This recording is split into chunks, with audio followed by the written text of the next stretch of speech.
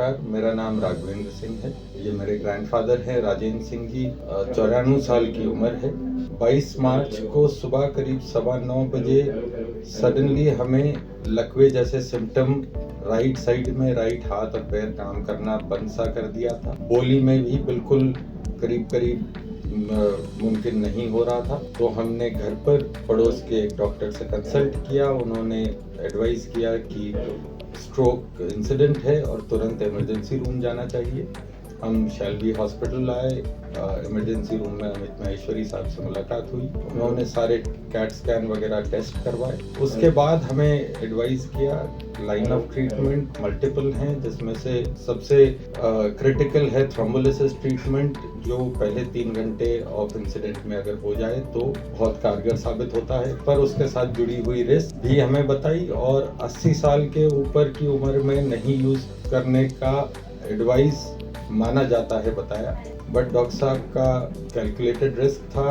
हमें भी जब रिस्क समझाए डॉक्टर साहब ने तो हमने समझ के डिसीजन लिया और थ्रोम्बोलिसिस ट्रीटमेंट जब किया तो उसका आज रिजल्ट है। 20 दिन में आर्म और लेग में ऑलमोस्ट 100% रिकवरी है। स्पीच में अभी समय लगेगा, ट्रीटमेंट एंड थोड़ी मदद लगेगी, बट करीब मैक्सिमम रिकवरी है और अब अपने आप चलना फिरना, अपना काम करना, खाना खाना फुल्ली रिकवर्ड महसूस होते हैं। नमस्कार, मैं डॉक्टर अमित महेश्वरी हूँ, senior neurologist and head of the department neuro sciences विभाग शैलबी हॉस्पिटल इंदौर। जैसा कि आप लोगों ने अभी देखा, श्री राजेंद्र प्रसाद जी जो हैं, राजेंद्र सिंह जी, ये एक बुजुर्ग मरीज थे जो हमारे पास आए 94-95 वर्ष की अवस्था में स्ट्रोक के साथ। स्ट्रोक अर्थात लकवा हो जाना। एक शब्द आप लोगों को याद रखना चाहिए, बड़ा इजी है, पब्लिक के अवेयरनेस के लिए बताता हूँ। फास्ट। फास्ट का मतलब होता है F फॉर फेस, चेहरे का तिरछा होना, A फॉर आर्म, आर्म का कमजोर होना, हाथ का कमजोर होना, S फॉर स्पीच, आवाज में गड़बड़ी या लड़खड़ाहट होना, और T फॉर टाइम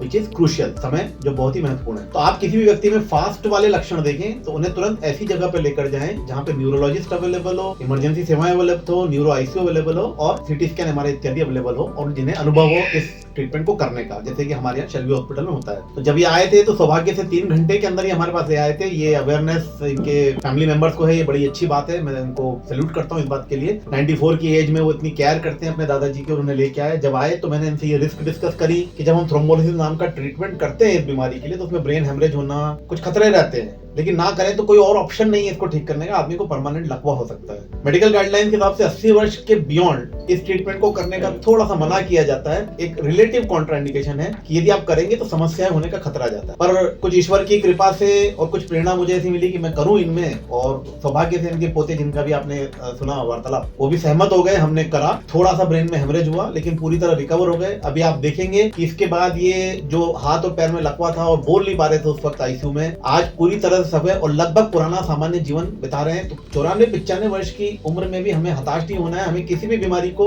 ये सोचकर नहीं छोड़ना है कि इसका इलाज मुमकिन नहीं है और अब क्यों हम करवाएं, क्या फायदा है, कोई मतलब नहीं है। इस तरह की नेगेटिव सोच को हमारे दिमाग में नहीं आना चाहिए। हाँ, मेडिकल साइंस के अनुसार ही जाना है और डॉक्टर से डिस्कस करके अपना एक उचित निर्णय लें।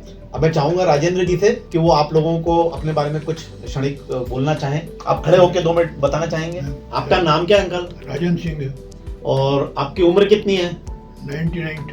तो जन्म तिथि याद है आपको आपकी? हाँ। क्या जन्म तिथि है? सन याद है? हाँ, वो है 1937। तारीख याद है आपको? महीना या तारीख? हाँ, ये दोनों हाथ सामने लंबे करेंगे आप ऐसे, तो इनके हाथ स्वस्थ है, ये अपने पैरों पर खड़े हैं, थोड़ा बोलने में अटकते हैं पर ये भी धीरे धीरे सुधार हो जाए। धन्यवाद।